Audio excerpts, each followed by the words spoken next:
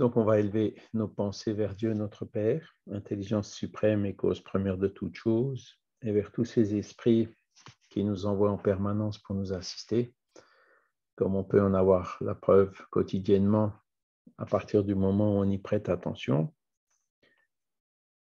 Et pour cette occasion aussi d'être réunis aujourd'hui pour étudier encore une de ces leçons sur les lois morales, notamment la loi divine ou le naturel, le bien et le mal, qui sont quand même les repères fondamentaux par rapport aux décisions qu'on peut prendre au jour le jour. Que nous puissions bien comprendre ces enseignements, les mettre en pratique lorsque les occasions se présentent, et que ces enseignements puissent également être bénéfiques et utiles pour les esprits qui pourraient suivre ce cours avec nous dans nos domiciles respectifs. Voilà. Alors, donc on a repris le module 8, loi divine ou naturelle. La semaine dernière, on avait vu qu'est-ce que c'était que la loi naturelle. Donc, on parle de loi divine ou loi naturelle. Donc, quand on parle de loi divine des athées, évidemment, ça passe pas, ça passera mal.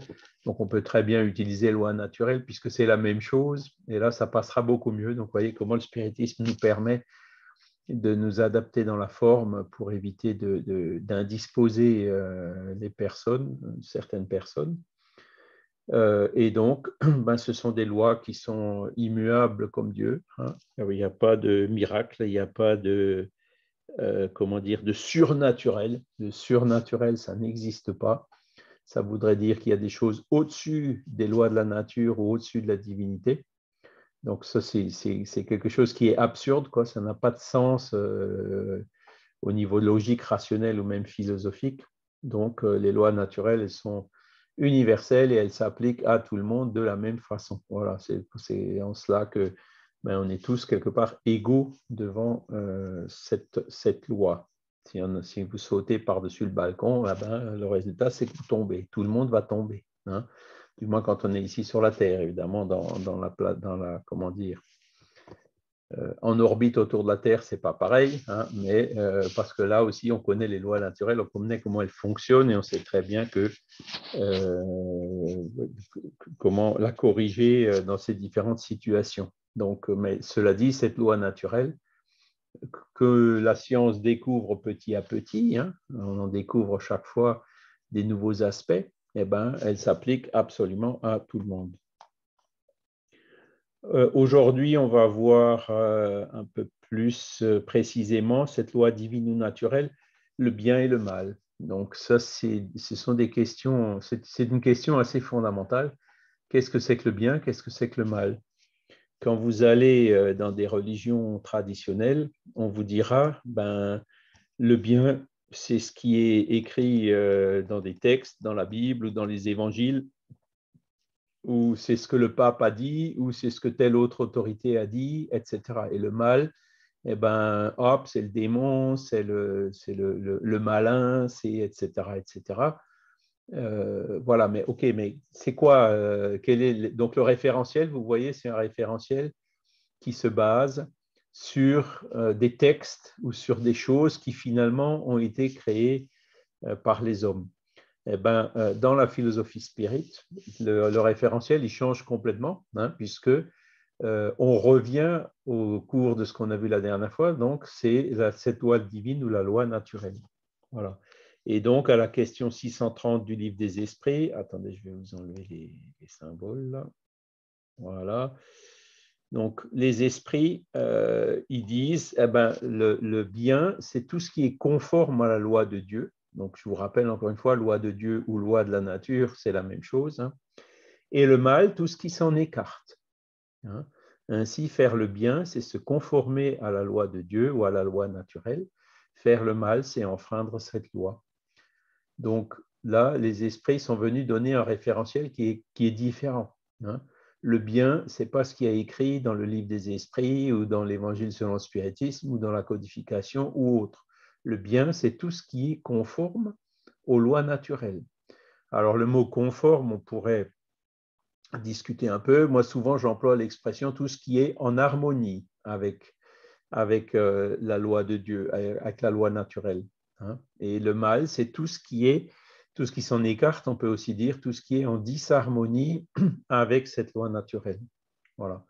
Donc, vous voyez que le référentiel, ce n'est pas les livres, mais c'est tout simplement la nature. Hein. Et ça, c'est vraiment quelque chose de fondamental dans la philosophie spirit. C'est, comment dire, ils ne mettent pas des écrits. Les écrits, les livres, en fait, ils sont là pour qu'on puisse comprendre ces choses. Hein. Voilà, c'est un peu des traités qui nous permettent de comprendre qu'est-ce que c'est que la loi naturelle et de comprendre ces lois morales, hein, puisque ce chapitre, en fait, inaugure la série sur les lois morales, donc qui divise comment dire, qui sont répartis en 10 chapitres différents. Hein. Et donc, chaque fois, ça revient à la loi de la nature. Donc, dans ces lois, il y a la loi de cause à effet, il y a la loi de préservation, il y a la loi de liberté, hein, qu'on verra à partir de la semaine prochaine, si je me rappelle bien. Donc, qui sont toutes des lois de la nature, même si ce ne sont pas des lois physiques, hein, puisque les lois de la nature qui sont étudiées par la science aujourd'hui, la science n'étudie pratiquement que la matière, hein, elle suit toujours encore son paradigme matérialiste. Donc, elle étudie essentiellement les lois physiques. Hein, comme on a vu la dernière fois, il y a 2 types de lois, les lois physiques et puis il y a aussi les lois morales. Hein, toutes ces deux-là, ce sont des composantes des lois divines ou des lois naturelles. Voilà. Alors, la moralité, c'est quelque chose qui est débattu assez largement un peu partout. Hein. Vous voyez que encore ce matin, hein, j'ai vu aux infos que, alors c'est où? C'est en Guadeloupe, en Hollande et en Autriche, qu'il y a des gens qui se révoltent. Hein. Il y en a qui disent c'est bien de se confiner, de mettre un masque pour éviter qu'il y ait beaucoup de morts, et puis les autres, ils disent non, c'est pas vrai, je suis pas d'accord avec ça, moi je veux pouvoir sortir, je veux pas être confiné, etc. Et puis bon, s'il y a des gens qui meurent, il y a des gens qui meurent, point barre. Donc, vous voyez, quand on est devant un dilemme comme ça, il y a forcément un raisonnement qui doit pouvoir se faire pour dire, mais finalement, est-ce que c'est bien ou est-ce que c'est mal? Est-ce que c'est bien de confiner ou pas? Ou mettre les priorités dans ce genre de décision? Donc, vous voyez, ce sont des choses qui se posent vraiment, des questions sociétales qui se posent pratiquement tous les jours. Hein, tous les jours. Hein. Et bon, alors après qu'il y ait des gens qui se révoltent, voilà, c'est la loi de liberté, c'est une autre loi naturelle qui joue. Hein. Mais nous, en tant que spirit, il faut qu'on essaye d'analyser les choses sous le point de vue de ces lois morales. Hein. Là, en l'occurrence, qu'est-ce qu'on peut invoquer comme loi pour raisonner un petit peu sur ce genre de questions? C'est de dire, on peut en revenir carrément à la loi d'amour, hein, que nous a enseigné le Christ, hein, faites aux autres ce que vous voudriez que les autres fassent pour vous. Donc là, on est dans une situation de pandémie avec un virus qui infecte très rapidement des gens. Les gens peuvent se retrouver en soins intensifs, voire eux-mêmes mourir. Hein. Alors attendez, je regarde, il y a peut-être quelqu'un qui est coincé. Je vais ouvrir Skype. Alors bonjour, je suis dans la salle d'attente. Oui, mais je ne le vois pas. Je ne le vois pas. La salle d'attente, elle est vide. Oui, alors attendez, on va essayer de voir si on arrive à faire rentrer notre ami Géraud. Donc c'est là, on va lui remettre le lien. Il n'a peut-être pas le bon lien. CTRL-C. Désolé pour ce petit intermède. Voilà.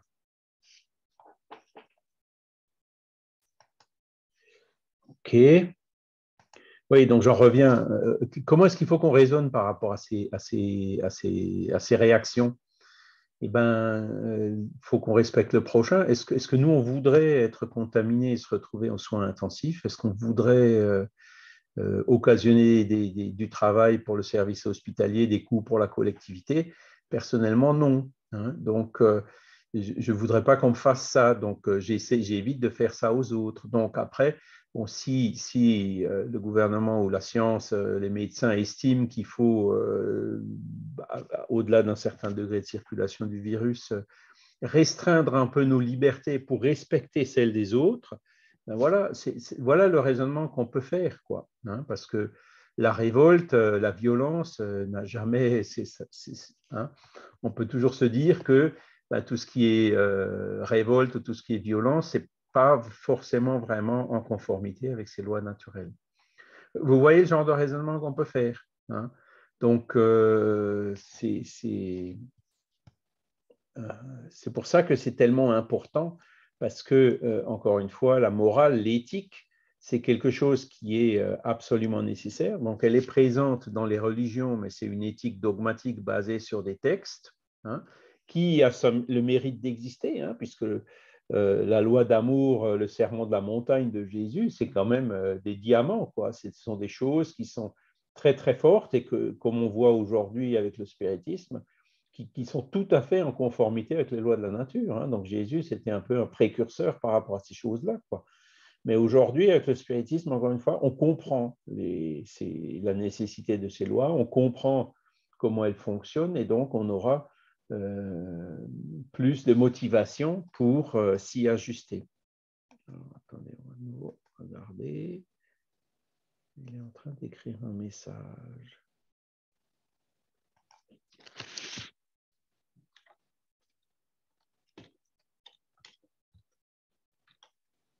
J'ai bien le bon lien?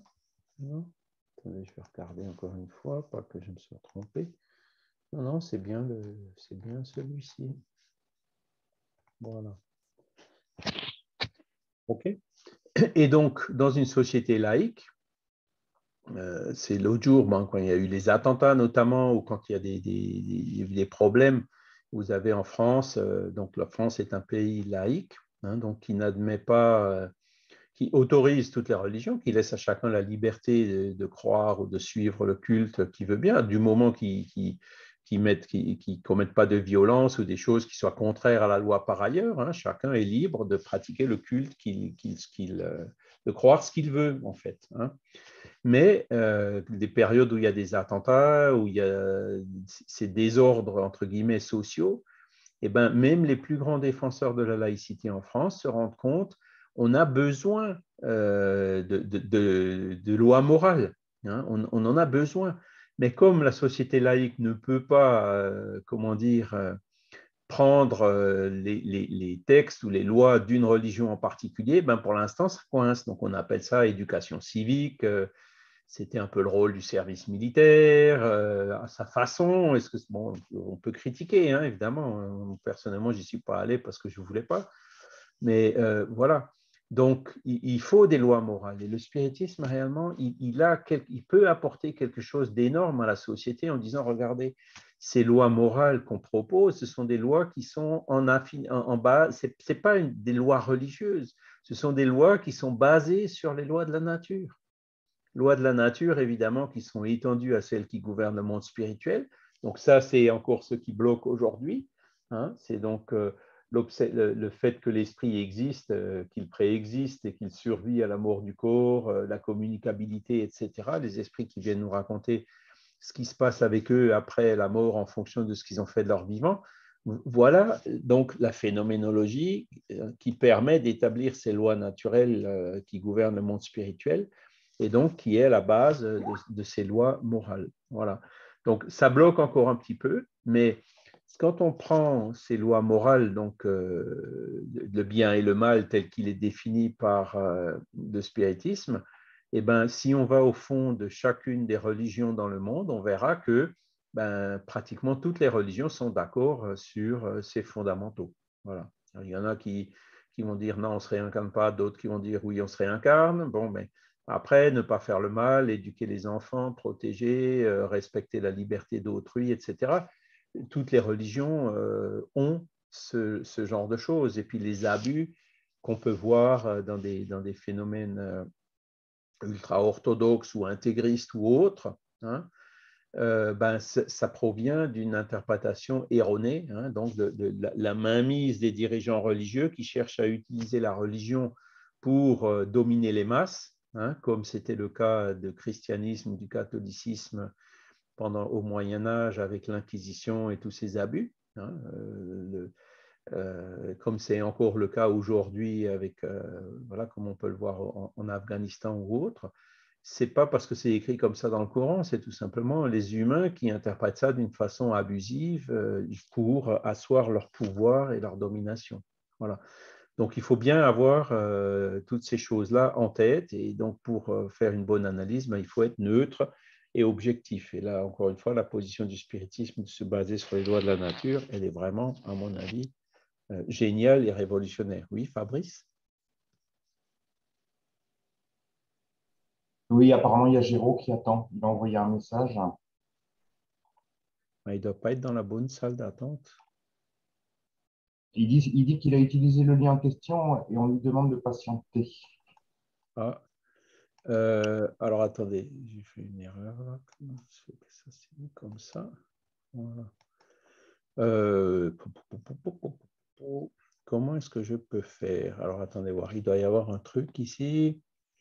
Tac, invité. Alors, choisissez. Comment est-ce que je fais? Email par défaut, Gmail, Yahoo Mail. Alors, copier le lien d'invitation. Copier le lien d'invitation. A été copié. Voilà. Donc, je ne peux pas faire mieux que ça. Je vais encore une fois lui coller ici. C'est bien le 992, là. C'est bien le. Oui, c'est ça, oui. Celui qui se termine par 992. En fait, je vais renvoyer encore une deuxième fois la même chose. Parce que moi, je ne le vois pas dans la salle. Ah, attendez, voir 10. Comment ça se fait qu'on est qu'à 8 là? Ici, je vois que 8 participants. Je ne vois pas. Ah, ben voilà, elle était cachée. Oh là là là là là. Ah, ces fenêtres de Zoom, là, vraiment, ça me. Alors, bonjour Morissette, désolé pour.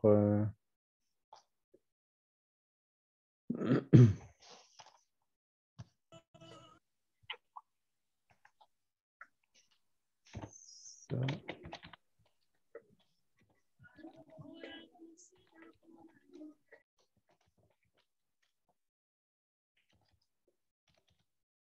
Voilà. J'ai un peu de mal avec Bonjour à les. tous. Bonjour Morissette, désolé, hein, parce que normalement, ça me montre la salle d'attente au-dessus de la liste et là, je ne vois pas pourquoi ça ne me le montrait pas. Bon, il y a eu une mise à jour de Zoom, c'est certainement soit une nouveauté que je n'ai pas encore saisie, soit un bug. Enfin bon, il va falloir que je regarde de temps en temps là-haut. C'est là-haut que j'ai vu qu'on était 10 alors que là, on n'était qu'à 8. OK, bon, on va essayer de faire comme ça en attendant. Bon. Donc, voilà, ça c'est le premier point fondamental, hein, cette question 630. Le référentiel pour le bien et le mal, ce sont les lois naturelles. Fernanda? Oui, je voulais uniquement rajouter quelque chose sur la loi naturelle, qui la loi naturelle aussi, si on perçoit aussi, si on remarque, elle est aussi écrite, gravée dans nos consciences et Oui, dans notre mémoire, dans notre esprit. Et quand on fait quelque chose contraire de la loi naturelle, de la loi divine, tout de suite, on est confronté avec notre propre intérieur, notre propre personne, et on se sent mal après. tout à fait. Ça, c'est une autre question qui est dans ces mêmes questions-là. Elle viendra peut-être un peu plus bas. C'est où est écrite la loi de Dieu? Où est écrite la loi naturelle? Et la réponse des esprits, c'est dans la conscience.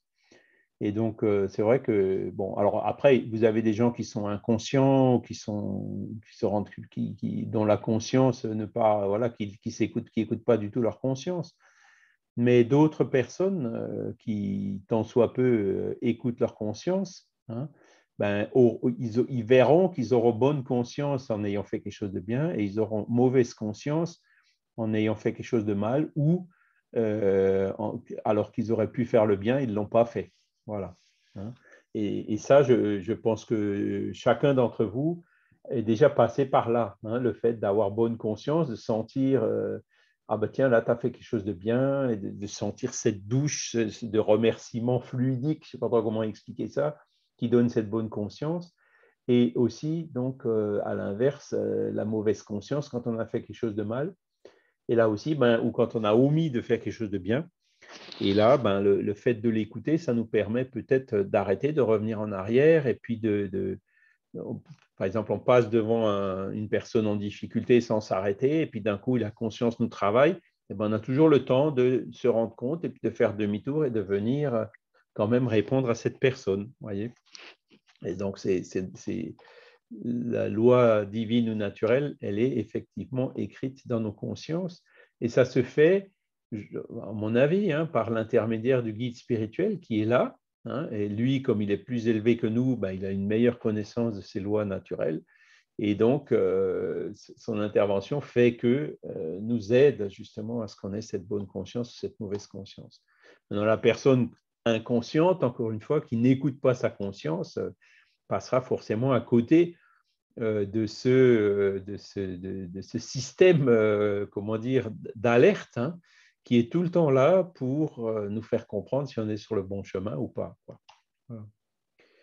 Alors ensuite, la question 636, on l'a déjà vu, l'homme, la loi de Dieu ou la loi de la nature, ben, ce sont les mêmes pour tous. Par contre, le mal, il dépend surtout de la volonté qu'on a de le faire. Le bien est toujours le bien et le mal est toujours le mal, quelle que soit la position de l'homme. Par contre, la différence, elle est dans le degré de responsabilité. Voilà. Donc, là, encore une fois, la personne inconsciente ou le fou, celui qui fait le mal, il sera moins responsable que celui qui fera le mal de façon froide et réfléchie et comment dire, prédéterminée. Vous voyez ce que je veux dire? Donc là aussi, la conscience, elle travaillera différemment dans un cas comme dans l'autre. Cela dit, le fou qui fait quelque chose de mal, ben, c'est le fou qui saute par la fenêtre, il va quand même se faire mal en tombant. Vous voyez ce que je veux dire? C'est-à-dire que les lois de la nature, elles s'appliquent pour tous. Par contre, ben, il sera moins responsable que celui qui aura sauté délibérément tout en sachant sciemment ce qu'il fait par la fenêtre. Et ça, c'est aussi quelque chose de fondamental. Un exemple que je donne souvent, c'est dans le temps, tout le monde fumait parce que c'était bien de fumer. On ne savait pas que le tabac causait des problèmes de santé, ou du moins on ne le savait pas de façon évidente ou claire. Mais qu'est-ce qui s'est passé? Ben, les gens qui fumaient ont attrapé le cancer. Donc la science a progressé, elle a cherché à analyser, elle a dit, tiens, le cancer, il vient des goudrons, il vient des particules, il vient de la nicotine, de tous ces produits qui sont dans la cigarette. Donc, le lien a été fait en disant, ben voilà, les cancers viennent du fait de fumer. Donc, les gens qui fumaient dans le temps ont attrapé le cancer, donc ils en ont souffert, ils en sont morts, mais ils étaient moins responsables que les gens aujourd'hui, où c'est écrit clairement, noir sur blanc, sur les paquets de cigarettes, que fumer tue. Enfin, c'est des formules choc qu'on met. Donc, la personne qui, malgré ça, fume quand même, ben après, elle aura plus de mal à dire qu'elle ne savait pas. Et donc, la responsabilité dans le deuxième cas sera forcément un peu plus lourde que dans le premier. Voilà. Donc, là aussi, vous voyez que même dans c'est conforme aux lois de la nature, etc., mais les lois de la nature, des fois, on ne les connaît pas, donc des fois, on fait le mal sans le savoir, certes, mais le fait de faire le mal, ça restera toujours le mal, on en subira quand même des conséquences, mais on en sera moins responsable que si on avait été en connaissance de cause. D'accord? Et dans la question 637, les esprits disent l'homme est plus responsable est plus coupable à mesure qu'il sait mieux ce qu'il fait. Voilà. C'est-à-dire que plus on évolue intellectuellement, plus mieux on comprend ces lois de la nature, plus aussi on est responsable si on les suit pas en connaissance de cause. Vous voyez, Jésus, quand il était sur la croix, il a dit Père, pardonne-leur parce qu'ils savent pas ce qu'ils font. La foule était fanatisée et tout. C'était ces effets de mouvement collectif qu'on voit encore aujourd'hui dans les guerres ou dans certains événements, comment dire, un peu durs, quoi. Mais après, nous, spirit, on savait ce qu'on faisait. Donc, est-ce que ça veut dire que notre Père va nous pardonner ou pas? Bon, en fait, Dieu, il n'a pas besoin de pardonner. Hein. Pour pardonner, il faut être offensé. Et puis Dieu, comme il est parfait, il ne sera jamais offensé. Donc, il n'a pas besoin de pardonner. Le pardon chez lui, c'est Dieu pardonne, c'est un pléonasme, quoi. Hein. Et voilà, donc il laissera à tous la chance de se racheter, quoi. Mais encore une fois, les conséquences seront, et la responsabilité, et donc les conséquences qui en découlent, seront plus difficiles et plus lourdes pour celui qui sait ce qu'il fait. Voilà, alors, attendez, je vais regarder. Non, c'est toujours 10 et 10, donc c'est bon. OK. Et puis, donc, Alan Kardec, il rajoute un commentaire à la question numéro 637. Hein. Et donc, il nous dit, les circonstances donnent au bien et au mal une gravité relative. L'homme commet souvent des fautes qui, pour être à la suite de la position où l'a placée la société, n'en sont pas moins répréhensibles. Mais la responsabilité est en raison des moyens qu'il a de comprendre le bien et le mal. C'est ainsi que l'homme éclairé ou intelligent, qui commet une simple injustice, est plus coupable aux yeux de Dieu que le sauvage ignorant qui s'abandonne à ses instincts. Donc, vous voyez, là, encore une fois, coupable aux yeux de Dieu, c'est une expression un peu dure, mais je dirais sa responsabilité, elle sera plus grande. Et ça, c'est aussi une grande loi morale qu'on verra dans la suite avec la loi de liberté. Hein. C'est que plus on évolue, plus on connaît les choses, plus on évolue en intelligence, plus on est responsable de ce qu'on fait. Hein. Et donc, là aussi, la liberté qu'on a, elle est toujours associée à cette fameuse responsabilité. Je reprends un peu l'exemple de tout à l'heure, c'est-à-dire quand on abuse de notre liberté et qu'on enfreint celle du prochain en connaissance de cause, eh ben, c'est là où on va trop loin, quoi. La liberté va avec la responsabilité. On est libre de faire ce qu'on veut, mais on est responsable de ce qu'on a fait. On est libre de choisir ce qu'on veut, mais on est responsable du choix qu'on a fait en vertu justement de cette liberté. L'animal qui suit son instinct, ou là il parle du sauvage, ignorant, donc en fait c'est des esprits encore peu évolués qui sont ici sur la Terre, qui s'abandonnent à ses instincts, hein, des sauvages, il ne faut pas les voir que dans des pays africains, il y a des sauvages aussi dans le 16e arrondissement de Paris, entre guillemets, hein, il y en a partout, mais celui qui vraiment ne sait pas ce qu'il fait, celui qui est complètement inconscient, comme on a vu tout à l'heure, ben, il sera, c'est un peu le cas social, il sera moins responsable de ce qu'il fait, même si il subira quand même les conséquences de ce qu'il fait. Christophe? Oui, en fait, tu as plus ou moins répondu à la question que je voulais poser. C'est aujourd'hui, en 2021, quelle est la position du sauvage réellement? Bah, t'en vois tous les jours à la télé, t'en vois quand tu sors dans la rue, t'en vois, quoi. Hein. Tu en connais certainement dans ton entourage, quoi. Ça fait partie, en gros, ce qu'il appelle sauvage. Alors, c'est évidemment, à l'époque, c'est des termes qu'on utilisait. Aujourd'hui, on les utilise moins puisque c'est assez péjoratif. C'est pour ça que moi, je dis, ben, il y en a partout. Hein. Il y en a dans le 16e arrondissement de Paris. Ben, ce sont ces gens qui sont complètement inconscients, qui n'écoutent rien, qui n'ont une éthique très, très basse. Les égoïstes qui veulent passer avant tout, qui sont prêts à passer par-dessus tout le monde pour assouvir leur intérêt personnel, etc. Voilà ce qu'on pourrait appeler aujourd'hui les sauvages. D'accord. Michel? Oui, est-ce qu'on ne pourrait pas dire que dans le mal que nous pouvons faire, il y a encore une part d'ignorance et d'inconscience? Une part d'ignorance parce que peut-être que si on continue à faire ce mal alors qu'on est des êtres intelligents, c'est peut-être parce qu'on en ignore encore toutes les conséquences, même qui pourraient nous nuire, puisque quand on fait du mal, ça finit toujours par nous nuire. Peut-être que ce mal que l'on peut faire encore, c'est parce qu'on a encore cette ignorance de la totalité des conséquences qui peuvent en découler. Effectivement, ça revient au même. C'est-à-dire, aujourd'hui, il y a beaucoup de personnes qui sont intelligentes, intellectuellement parlant, en termes de QI, et qui sont des personnes qui sont extrêmement mauvaises, qui sont égoïstes, les dictateurs. Tout ça, ce sont des personnes qui sont intelligentes. Hein, je ne veux pas citer de nom, mais des personnes qui sont intelligentes et qui utilisent leur intelligence pour satisfaire leur égoïsme, pour satisfaire leurs intérêts personnels au détriment de l'intérêt collectif. Typiquement, ce sont des personnes, entre guillemets, qui ont l'intelligence, qui ont le QI, mais qui n'ont pas le QE, qui n'ont pas ce quotient émotionnel, qui n'ont pas encore compris ces lois morales. Hein.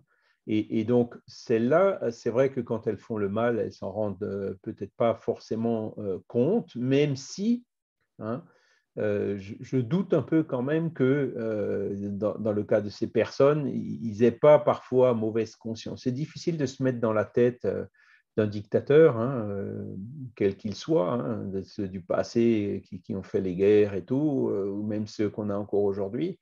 Est-ce qu'ils sont vraiment conscients de ce qu'ils font ou pas, hein? Mais le fait qu'ils aient, entre guillemets, une intelligence intellectuelle, entre guillemets, à mon avis, ça alourdit quand même un peu leur responsabilité. Voilà. C'est quand même pas possible que ces gens-là ne se rendent pas compte de tous les dégâts, de tous les malheureux, de toutes les infortunes qu'ils peuvent causer autour d'eux. Hein, leur intelligence. Et il y a une autre question du livre des esprits qui est très intéressante à ce sujet et qui dit, est-ce que l'intelligence intellectuelle amènera forcément aussi à l'évolution morale? Et les esprits répondent oui, mais pas toujours immédiatement.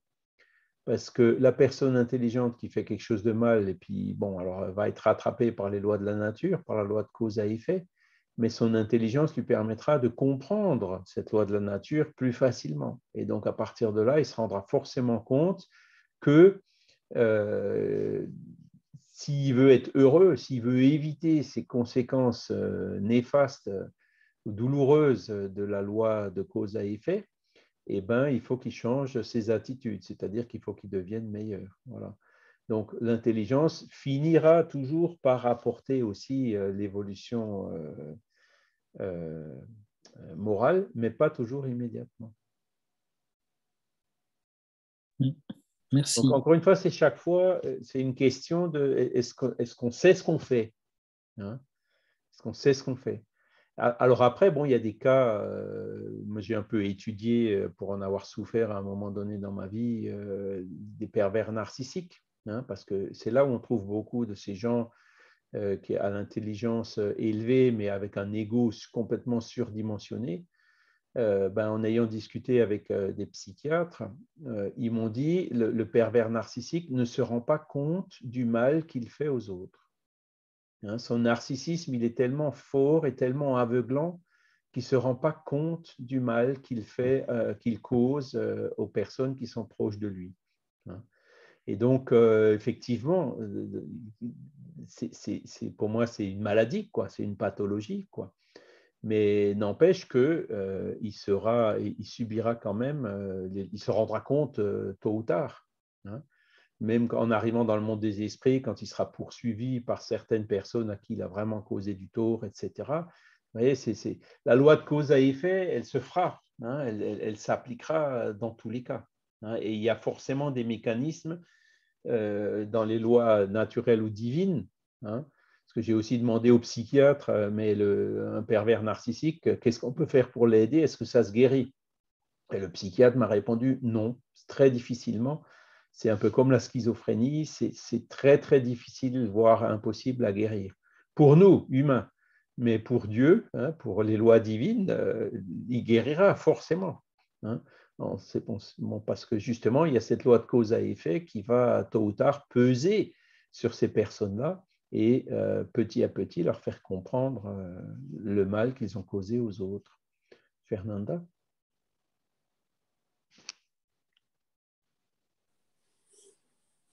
Sur les exemples que vous avez invoqués, sur sur des cas extrêmes, j'aurais aussi rajouté aussi que ce côté du mal aussi, d'inconscience, aussi si on perçoit, si on remarque, c'est aussi ce côté primitif. Pour le moment, on a tous en nous de degrés différents. C'est notre côté sombre de notre esprit. Notre côté primitif qui n'a pas encore travaillé, qui n'est pas en conformité avec la loi divine. Plus on évolue, plus on est conscient, plus on touche notre conscience et cette loi, plus on est plus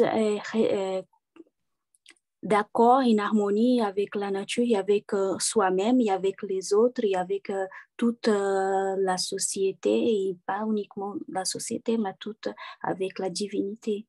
Et alors, ce côté primitif, ce mal, on a tous en nous, de façon, des degrés différents, qu'on doit tous travailler, avec des responsabilités aussi, bien sûr, différentes aussi. Ce sont effectivement nos défauts.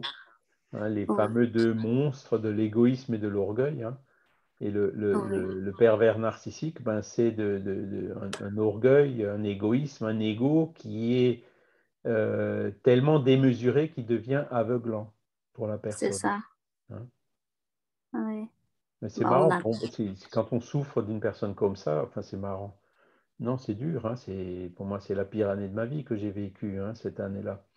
Mais bon, après, quand on commence à chercher à comprendre, on se rend compte qu'en fait, la personne est malade, quoi, et que même les psychiatres, ils ne savent pas quoi faire. Et quand on va sur des forums psychologiques, des machins comme ça, si vous êtes en présence d'un pervers narcissique, qu'est-ce qu'il faut faire? Ils écrivent « fuyez », c'est-à-dire protégez-vous. Il faut vraiment être solide pour pouvoir, faire face à un individu comme ça. Ou alors, il faut bien sûr rentrer dans son jeu et on parle d'une certaine affinité ou je ne sais comment, quoi. Mais sachant que dans ce moment-là, on ne sera pas forcément en harmonie avec les lois de la nature, quoi.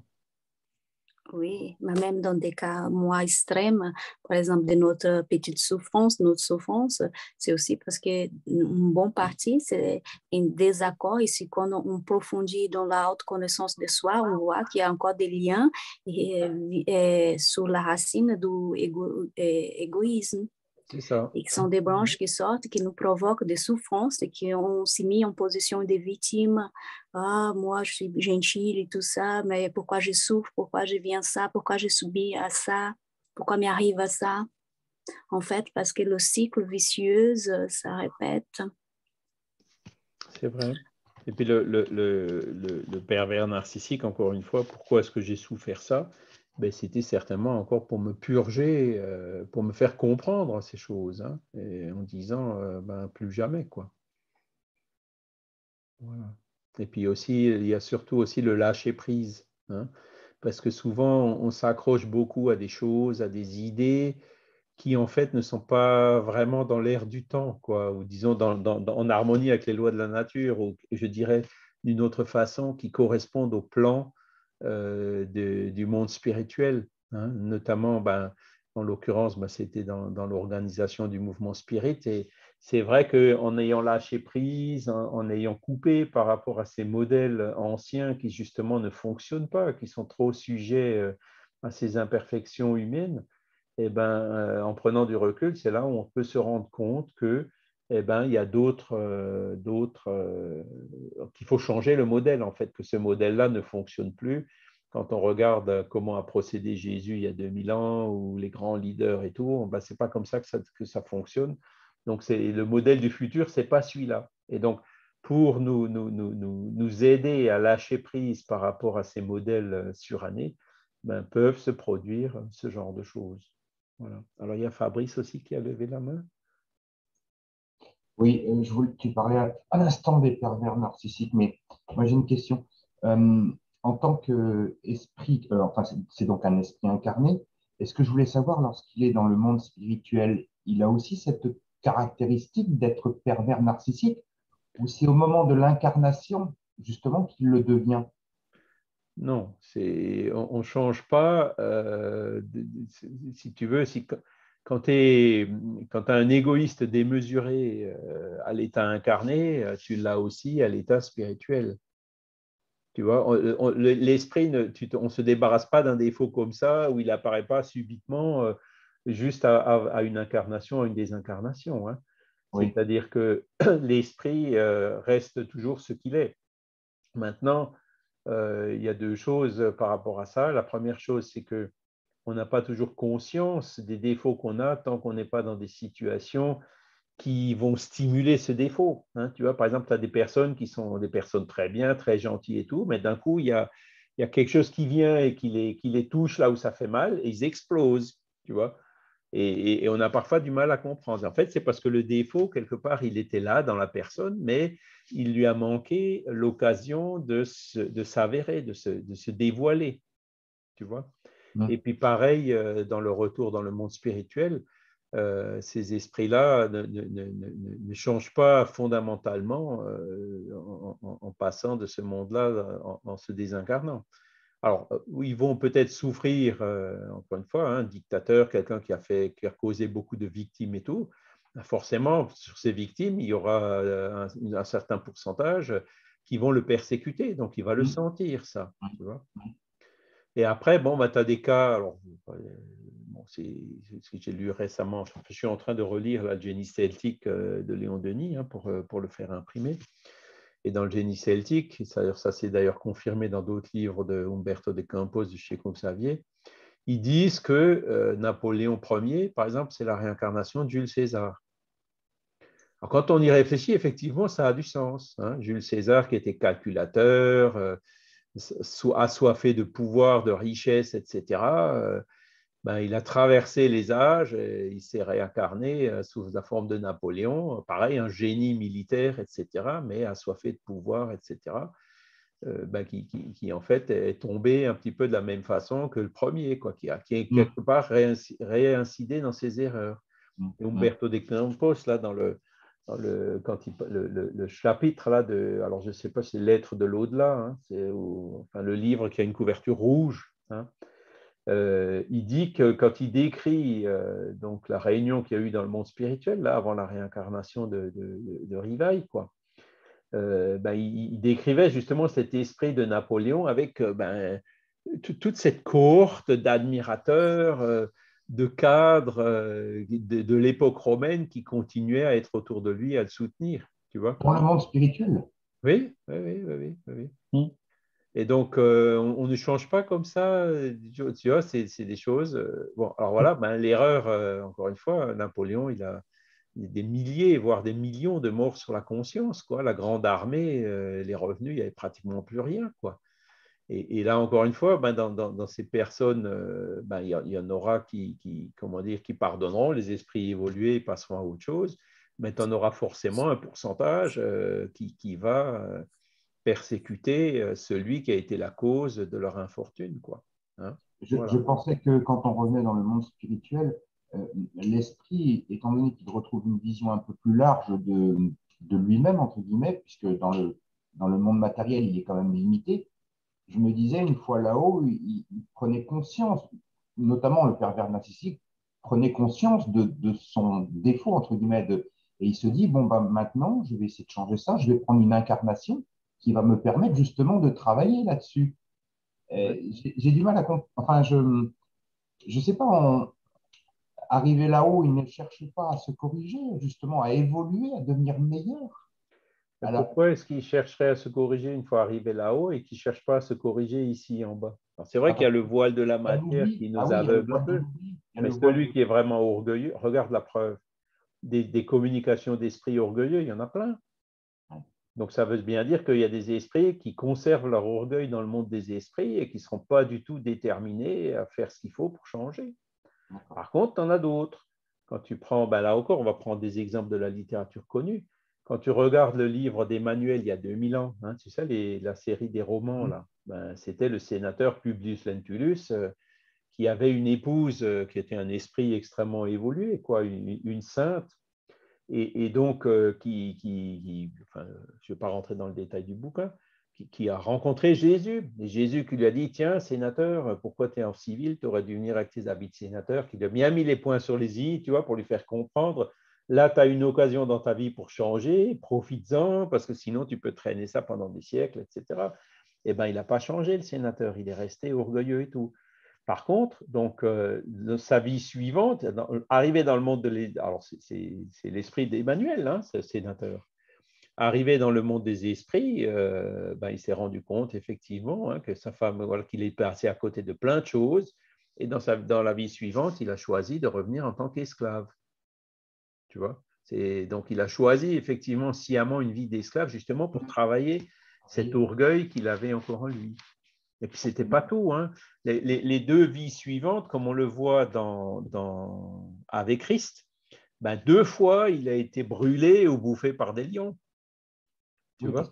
Et donc, c'était quelque part son choix à lui. Mais c'est là où on voit, pour casser un égoïsme ou un orgueil comme celui de ce sénateur, eh ben, il a fallu une vie d'esclave et puis 2 vies trucidées injustement, tu vois, pour se sentir dans sa peau. Et puis c'est seulement après qu'il est devenu un peu petit à petit Manuel da Nóbrega et aujourd'hui le guide spirituel, enfin jusque récemment le guide spirituel de Chico Xavier. Tu vois? Mais encore une fois, ben, ceux qui aujourd'hui sont encore complètement les pervers narcissiques, ben, ils y arriveront, ils en sortiront forcément, quoi. Mais ça ne se fait pas comme ça d'un claquement du doigt du jour au lendemain. C'est pour ça que alors, ce sont des frères en évolution, il faut qu'on essaie de les aider, de faire tout ce qu'on peut. Mais bon, enfin, moi, en ayant souffert, je dis aussi, voilà, comme moi, je ne suis pas non plus un saint, un esprit très évolué, il y a la loi de préservation, de conservation qui joue en disant, bon, voilà, lui là et moi là, hein, je ne suis pas prêt à remettre la tête dans la gueule du lion, hein, tu vois.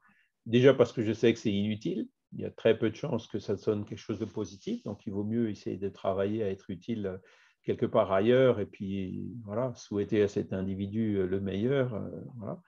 Mais plutôt que d'aller, comment dire, en confrontation directe et en essayant moi-même de résoudre le problème, ce dont je suis tout à fait incapable. Okay. Voilà, c'est là où il faut avoir l'humilité, entre guillemets, pour reconnaître ce genre de choses. Alors, des fois, bon, c'est plus difficile. Là, en l'occurrence, il y a pu y avoir, comment dire, une séparation, mais des fois, on ne peut pas. Hein. Quand c'est entre parents et enfants, où il y a des situations de dépendance qui font que ce n'est pas toujours aussi simple. Et là, il faut prendre son mal en patience, quoi.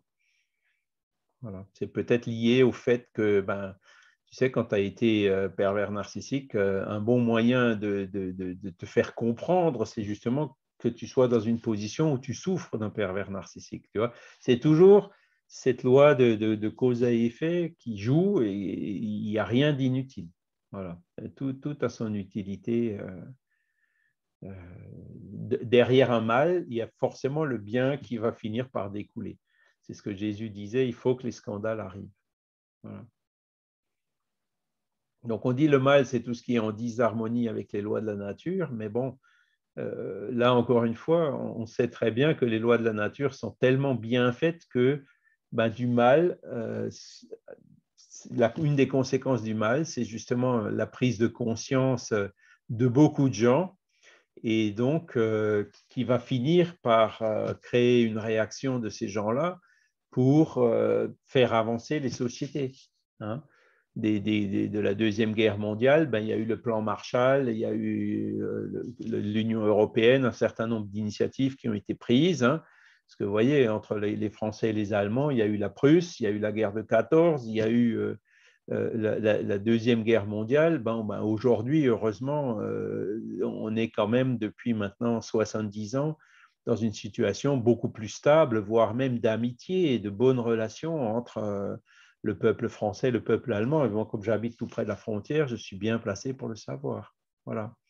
Donc, il a fallu quand même ces 3 épisodes pour qu'on comprenne et pour qu'on mette en place des choses, pour que ça vienne se graver dans la conscience des gens, de dire maintenant ça suffit, on ne veut plus recommencer. Alors évidemment, il y aura toujours des néo-nazis, il y aura toujours des 2 côtés des extrémistes, hein, des nostalgiques ou je ne sais quoi. Mais aujourd'hui, pour l'instant, ça tient. C'est-à-dire que la majorité de la population a compris et ne veut plus revenir à ce genre de choses. Fernanda? Une toute petite parenthèse, comme tu disais avant de Chico Xavier et Emmanuel, il y a une question que Chico Xavier a posée à Emmanuel, Chico Xavier a demandé à Emmanuel, Emmanuel, qu'est-ce que c'est un criminel? Emmanuel a répondu, c'est tout cela qui a été découvert. Alors que... Je n'ai pas compris, là, tu peux répéter, s'il te plaît? Oui.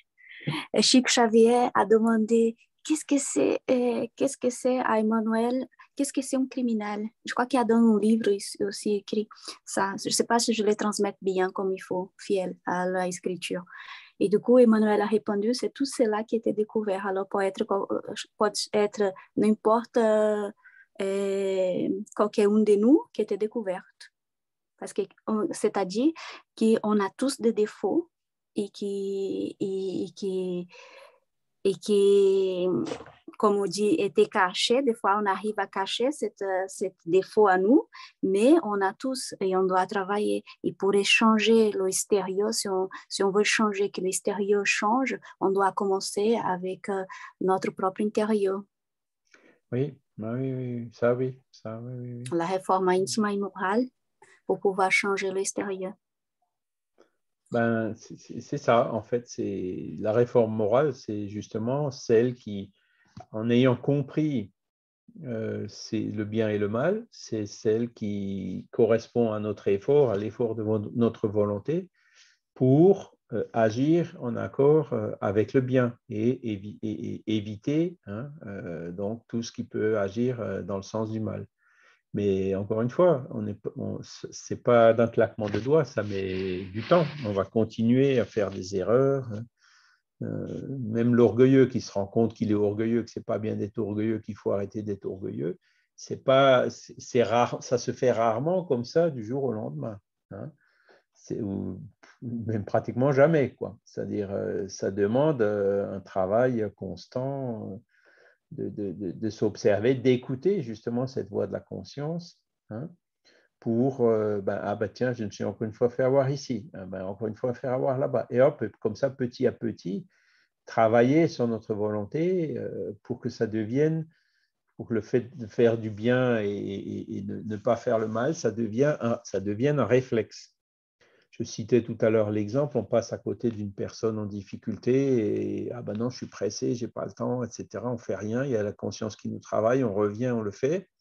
Ça va nous arriver 10 fois, jusqu'au jour où, quand on arrivera, on ira spontanément pour aider cette personne. Vous voyez, quelqu'un vous fait une queue de poisson dans la voiture, ça c'est aussi les exemples qu'on prend souvent, hein, c'est etc. Voilà. Après, on réfléchit, on se dit, ça ne sert à rien, c'était pas bien de réagir comme ça et tout. Hein. Et ça va nous arriver 10 fois jusqu'à ce que, y en a un qui nous fait une queue de poisson, puis on lui dit, on laissera la personne passer. On lui cherchera même des excuses en disant, il y a peut-être sa mère qui est malade ou son enfant qui va peut-être à l'hôpital ou je ne sais quoi. Vous voyez ce que je veux dire? Mais ça met du temps vous êtes tous certainement à faire ce genre de truc, hein, comme moi, ce genre de travail, et on ne réussit pas toujours du premier coup, hein, ça demande un effort de volonté et de persistance. Voilà, alors on a pratiquement déjà fini le temps. Le bien et le mal. Bon, effectivement, alors une des bases quand même de ça, c'est aussi les premières questions du livre des esprits. Hein.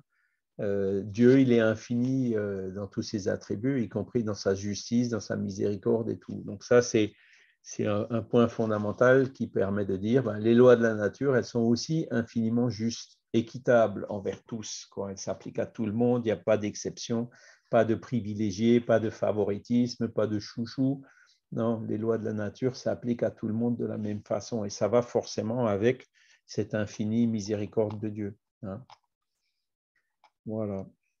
Bon, après, vous pouvez vous le lirez hein, dans les détails, mais bon, voilà. Le Créateur, c'est toujours le Père généreux et sage. Cette conformité avec la loi de Dieu, on le voit. Hein. il n'est pas difficile pour l'homme de distinguer le bien du mal. Quand il croit en Dieu et qu'il veut le savoir, Dieu lui a donné l'intelligence pour discerner l'un de l'autre. Voyez. Donc l'intelligence, même si on a des gens intelligents qui sont très mauvais, forcément avec le temps, leur permettra de discerner le bien du mal. Voilà. Et encore une fois, Jésus, ce que j'ai utilisé en parlant,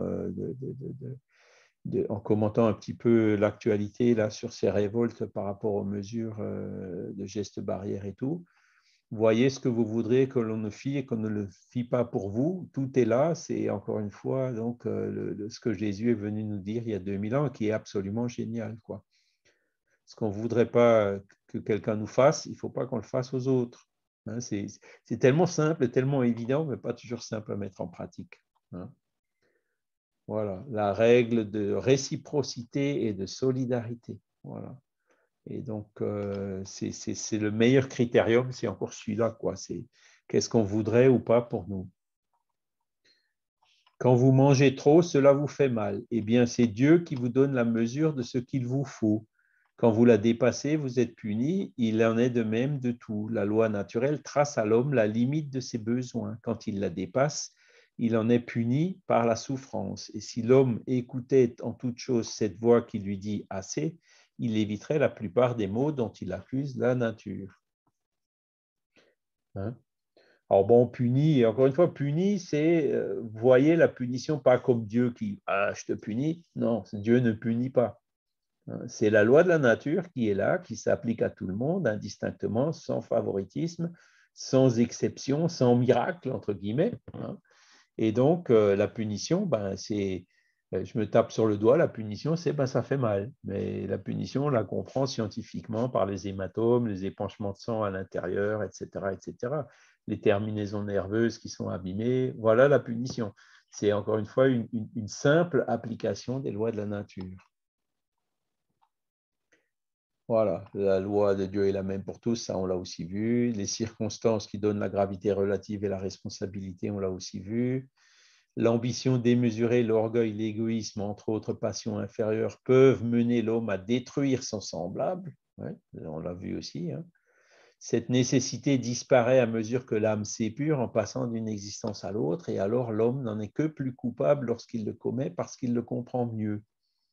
Donc là aussi, hein, le fou qui tue quelqu'un, il sera moins responsable que le dictateur qui fera ça de façon froide ou qui enverra des milliers de soldats au casse-pipe en sachant très bien qu'il y en a 90% qui vont mourir dans certaines batailles. Hein. Ça, on a vu ça, pas seulement Napoléon, à la guerre de 14, il y a aussi eu des flots de soldats qu'on envoyait au sacrifice en sachant très bien que c'était politique ou totalement inutile. Donc c'est vrai, c'est un manque de respect fondamental des lois naturelles, et ceux qui ont pris ce genre de décision, forcément, ils en sont, entre guillemets, responsables.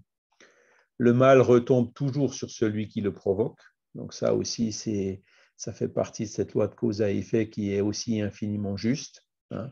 Le fait de dire que nous, on subit le mal ou qu'on a été déchu ou qu'on est tombé à cause du péché originel commis par Adam et Ève, par d'autres, ça, encore une fois, ce sont des histoires que racontent les religions, mais qui n'ont absolument aucun fondement. Hein. Personne n'est puni à cause du mal de quelqu'un d'autre. Si on souffre, c'est forcément parce qu'il y avait une cause antérieure en nous, peut-être pas dans cette vie, mais dans une autre vie, qui nous a fait souffrir ça. Si j'étais en contact avec d'un pervers narcissique qui m'a causé des désagréments, c'est parce que, là encore une fois, ce n'est pas la faute à pas de chance, c'est tout simplement parce que c'est quelque chose qui était utile à mon avancement et que j'ai moi-même choisi avant de me réincarner. Voilà. Et donc, il y a le mal, on porte la responsabilité du mal qu'on a fait et celui qu'on a provoqué. Hein, donc, c'est pas forcément celui qui tue, mais c'est l'instigateur du crime qui aura tout autant de responsabilité, si ce n'est encore plus que celui qui l'a mis à exécution. Voilà. Est-ce que vous avez des questions encore à ces stades?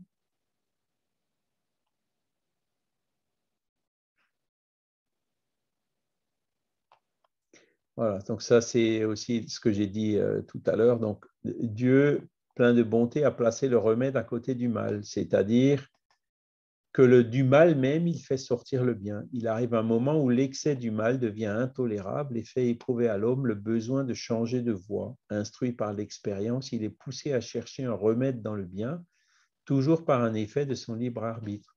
Lorsqu'il entre dans une route meilleure, c'est par le fait de sa volonté et parce qu'il a reconnu les inconvénients de l'autre route. La nécessité le contraint donc à s'améliorer moralement en vue d'être plus heureux, comme cette même nécessité la contraint d'améliorer les conditions matérielles de son existence. Donc c'est là, cette phrase-là qui vous explique le processus, le mécanisme par lequel l'évolution intellectuelle finit par aussi entraîner l'évolution morale, quand la personne, elle comprend vraiment ce qui est dans son intérêt et ce qui n'est pas dans son intérêt, dans le sens de son évolution. C'est le plan Marshall après la guerre, c'est voilà, des exemples comme ça. Ben, il y a un tremblement de terre, les immeubles s'écroulent, qu'est-ce qu'on fait? Il y a beaucoup de gens qui meurent, ben, on construit des immeubles qui résistent au tremblement de terre, voyez, ou des digues pour éviter les tsunamis, ou ce genre de choses. Hein. Tout ça, ça fait partie justement de l'utilisation du libre arbitre pour améliorer les conditions matérielles de notre existence. Donc aujourd'hui, il y a aussi la COP 21, hein, 26, pardon, donc le réchauffement climatique. Donc la prise de conscience, maintenant, elle se fait de plus en plus. Le problème, c'est quelque chose qu'on anticipe dans l'avenir, hein, c'est-à-dire que ce réchauffement climatique, on commence à en avoir quelques effets, hein, des tempêtes, des inondations, des tsunamis, qui d'ailleurs nous coûtent très cher et qui causent beaucoup de dégâts, voire même des victimes. Hein. Et donc, ben là, maintenant, les gens commencent tout doucement à se réveiller en disant, ben voilà, si on ne fait rien, ça va s'amplifier dans le temps. Mais malgré tout, vous avez des gens qui, non, ben oui, moi, on se met dans la peau des Indiens, par exemple. Hein, ils ont, je ne sais plus, 60 ou 70% de leur énergie qui provient du charbon. Bon, on leur dit d'arrêter le charbon. Ils disent, oui, mais attendez, moi, j'ai des gens qui ont besoin en développement, en énergie, en agriculture, la pauvreté, la production de nourriture, etc. Je ne peux pas arrêter comme ça. Donc, ben, il faut que les mécanismes se mettent en place pour vous dire, bon, ben, OK, on va essayer de faire autrement, on va vous aider à financer, etc., pour pouvoir faire ces choses-là avec du renouvelable, etc., etc. Ce sont des discussions, vous voyez, qui sont très longues, quoi, mais qui sont, entre guillemets, urgentes. Et c'est encore une fois la solidarité, l'intérêt collectif qui doit primer. Voilà. Après, il y a cette phrase aussi qu'on voit souvent, on peut dire que le mal, c'est l'absence du bien, comme le froid est l'absence de la chaleur. Hein. Le mal n'est pas plus un attribut distinct que le froid n'est un fluide spécial. L'un est le négatif de l'autre. Là où le bien n'existe pas, existe forcément le mal. Ne pas faire le mal est déjà le commencement du bien. Voyez, Dieu ne veut que le bien. De l'homme seul vient le mal. Ça aussi, c'est fondamental. Est-ce que le mal, est-ce que Dieu laisse faire? Dieu, il donne le libre arbitre, et donc le mal, il provient d'une mauvaise utilisation de notre libre arbitre. Le mal, en fait, vient de l'homme. Hein? Et Dieu, ben, du mal, il arrive justement à faire travailler cette prise de conscience pour justement pousser l'homme à utiliser sa liberté, son libre arbitre, non plus pour continuer à faire du mal, mais pour faire du bien. Voyez? Donc, tout ça, ce sont donc ces questions fondamentales que le spiritisme est venu résoudre et répondre. Voilà. Donc, à moins que vous ayez encore une question, une dernière question. Alors, attendez, je vois qu'on n'est plus que 9. Il y a quelqu'un qui a certainement dû quitter. Si vous avez encore une question, ben, c'est le moment. Ou une remarque.